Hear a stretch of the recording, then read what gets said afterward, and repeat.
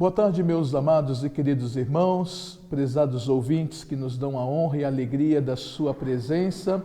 Queremos saudar a todos com a graça, a paz do nosso Senhor e Salvador Jesus Cristo.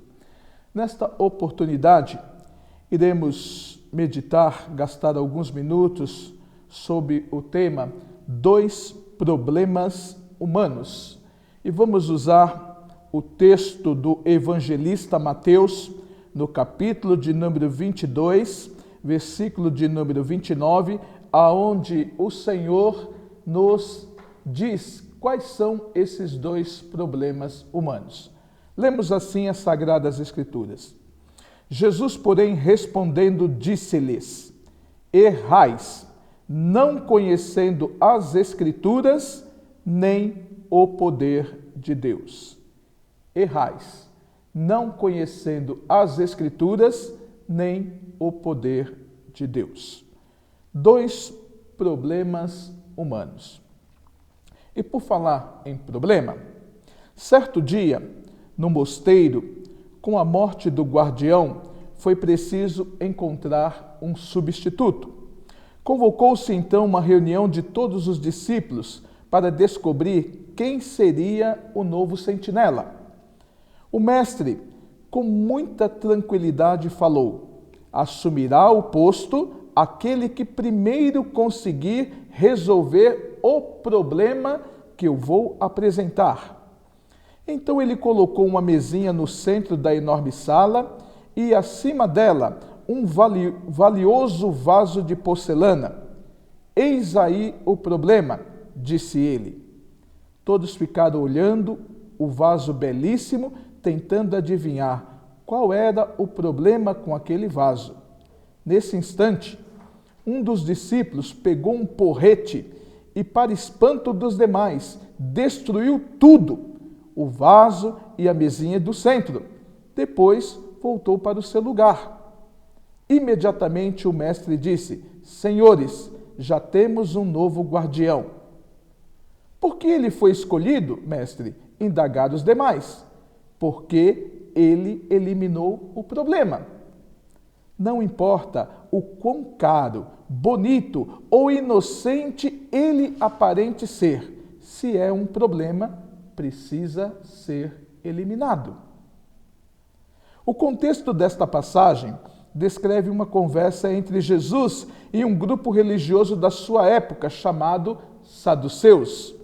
Os saduceus eram formados pela classe mais rica e dominante da sociedade local e não acreditavam na ressurreição e reconhecia apenas o Pentateuco como a única parte válida das Escrituras. Pentateuco são os 5 primeiros livros da Bíblia: Gênesis, Êxodo, Levítico, Números e Deuteronômio, que são também conhecidos como livros de Moisés ou livros da lei. Os saduceus tentavam embaraçar o mestre com questões difíceis acerca da ressurreição. Eles procuravam como surpreender em alguma palavra e como mancharia a sua reputação junto ao povo. Porém, como os fariseus, eles também ficaram inteiramente frustrados. A intenção deste grupo era embaraçar Jesus com uma história absurda de 7 irmãos que morreram logo após se casar com a mesma mulher. E na ressurreição, aquela mulher seria esposa de qual daqueles 7? A resposta de Jesus à indagação feita é uma exortação quanto à necessidade de conhecer mais as Escrituras. E remete os saduceus ao próprio Pentateuco, afirmando que Deus é Deus de vivos e não de mortos, e que nos céus não haverá vida matrimonial, pois seremos como os anjos, que não se casam e não se dão em casamento. E ele conclui afirmando haver 2 problemas humanos, assim dizendo: errais, não conhecendo as Escrituras, nem o poder de Deus. O erro é um problema muito sério. quando ocorre uma falha, um engano, um desacerto, uma incorreção, um equívoco, uma falta, uma imperícia ou uma inexatidão. E foi exatamente isso que os saduceus procuravam achar na doutrina de Jesus. E foi o que Jesus encontrou na religiosidade dos saduceus. Indo ao nosso texto, 2 erros humanos, 2 problemas humanos. Primeiro problema citado pelo Senhor Jesus Cristo: não conhecer as Escrituras. No livro de Provérbios, capítulo 29, versículo 18, a palavra do Senhor nos diz: não havendo profecia, o povo perece, porém, o que guarda a lei, este é bem-aventurado. O termo profecia neste verso se refere à lei de Deus. Onde existe ignorância em relação a ela, impera a corrupção, a desordem, o erro, o engano, a imoralidade, enfim, o pecado de modo geral. E o povo sofre e perece.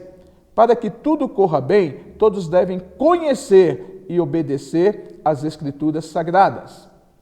No livro do profeta Oséias, capítulo 4, versículo 6, a palavra ainda nos diz: o meu povo foi destruído, porque lhe faltou o conhecimento.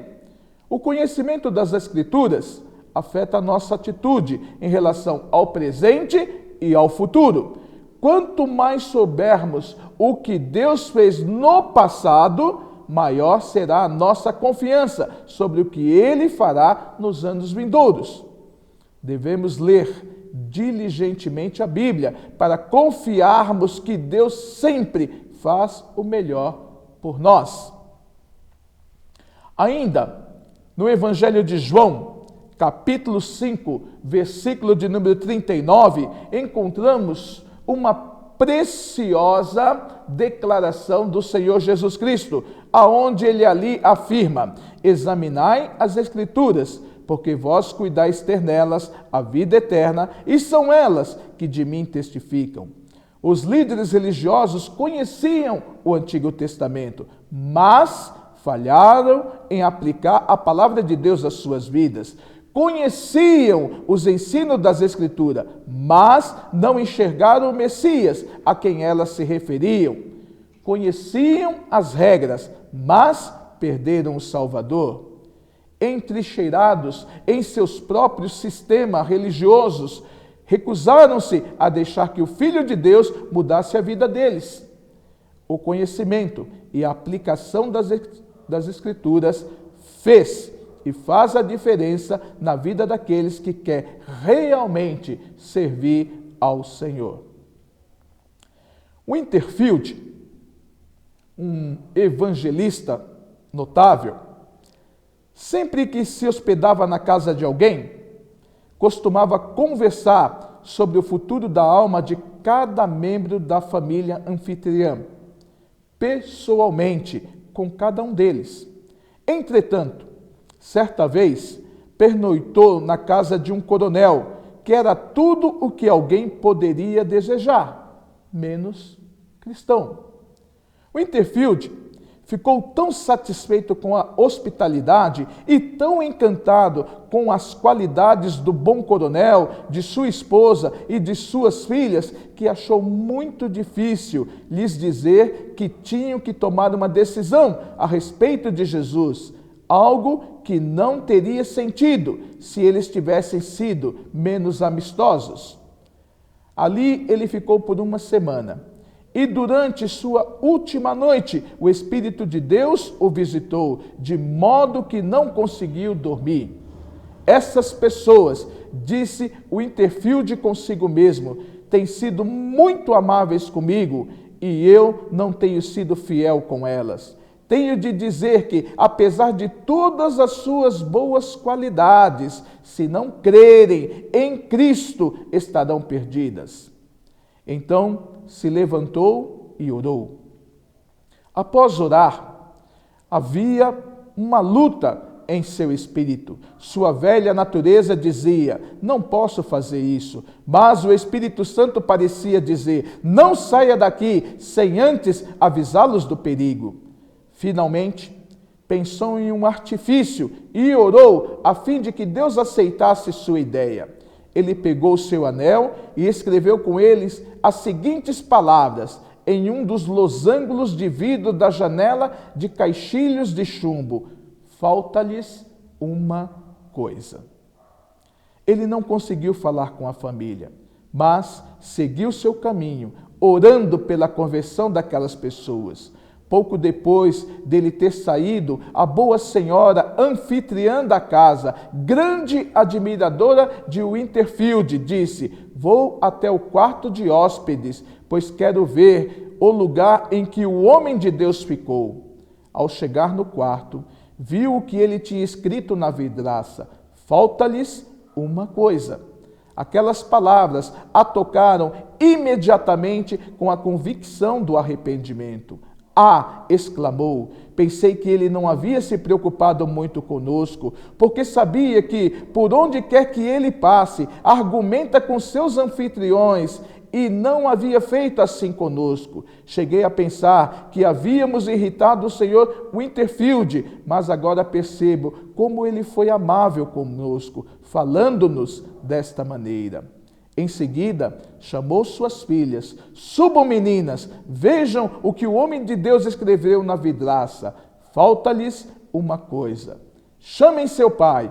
O coronel subiu ao aposento de hóspedes e também leu a frase: falta-lhes uma coisa. Assim, ao redor da cama, onde o homem de Deus havia dormido, ajoelharam-se e pediram a Deus que lhes dessem a coisa que faltava. E ali mesmo, antes que deixassem o quarto, encontraram o que lhes faltava. E toda aquela família pôde regozijar-se em Jesus.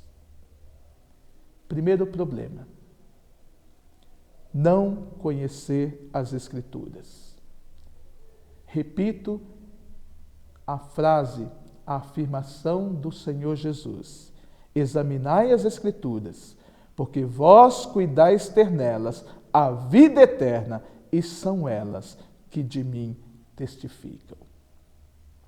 Segundo problema humano, ou segundo erro humano: não conhecer o poder de Deus. No Salmo 62, versículo de número 11, a palavra do Senhor nos diz: Deus falou uma vez, duas vezes ouvi isto, que o poder pertence a Deus.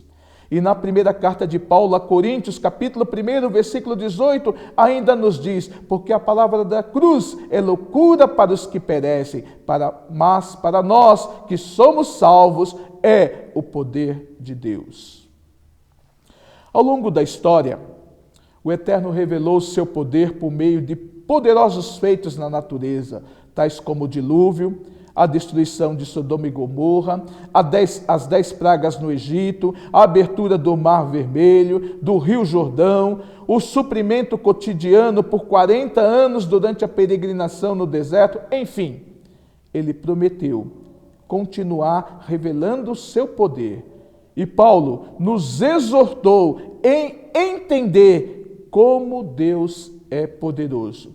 Em sua carta aos Efésios, capítulo 1, versículo 18 ao versículo 20, Paulo assim diz: tendo iluminado os olhos do vosso entendimento, para que saibais qual seja a esperança da sua vocação, e quais as riquezas da glória da sua herança nos santos, e qual a sobreexcelente grandeza do seu poder sobre nós, os que cremos, segundo a operação da força do seu poder, que manifestou em Cristo, ressuscitando-o dentre os mortos e pondo-o à sua direita nos céus.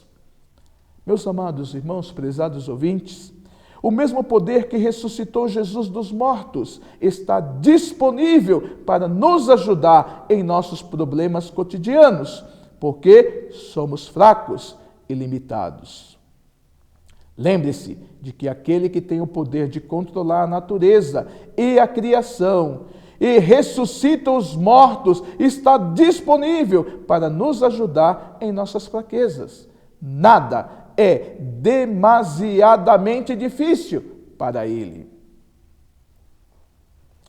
Na Romênia, um homem sempre dizia ao seu filho: haja o que houver, eu sempre estarei ao seu lado. Certo dia, após um terremoto de intensidade muito grande, que quase acabou com a cidade, este homem correu para a escola do seu filho e só encontrou um montão de ruínas. Imediatamente, ele e outros pais começaram a cavar. Depois vieram os bombeiros e mais pessoas para ajudar. As horas passavam rapidamente e com elas a esperança de encontrar alguém com vida. Um a um, cansados e desesperados, os pais foram deixando o trabalho de busca para os bombeiros. Mas esse homem, de forma obstinada, continuava. Pediram-lhe que descansasse um pouco, mas ele não parava. A sua promessa ao seu filho lhe renovava as forças. Haja o que houver, nunca vou abandonar você. Ao afastarem uma enorme pedra, com a ajuda de um guindaste, ele chamou mais uma vez pelo filho. E uma voz doce e infantil lhe respondeu: Pai, estou aqui. Você está bem, meu amor? Sim, papai, mas estamos com sede e fome. Tem mais alguém com você? Sim, todos os alunos da minha classe estão aqui. Eles haviam ficado presos em um vão entre dois pilares de concreto. Quando a televisão veio a entrevistar o menino e perguntou se ele havia ficado com medo, ele emocionou a todos. Não, eu falei para os meus amigos, não precisam ter medo. Meu pai irá nos achar. Ele prometeu que sempre iria estar ao meu lado. E meu pai nunca quebra uma promessa. E como disse Jesus no Sermão do Monte, se vós, pois sendo maus, sabeis dar boas coisas aos vossos filhos, quanto mais vosso Pai que estás nos céus dará bens aos que lhe pedirem? Concluindo a mensagem desta oportunidade, 2 problemas. Jesus declarou: errais, não conhecendo as Escrituras, nem o poder de Deus. Nós podemos corrigir estes 2 erros em nossas vidas, examinando, obedecendo as Escrituras diariamente e procurando conhecer e se fortalecer no poder do Senhor. E para isso, basta seguirmos o conselho do apóstolo Paulo que disse: no demais, meus irmãos, fortalecei-vos no Senhor e na força do seu poder.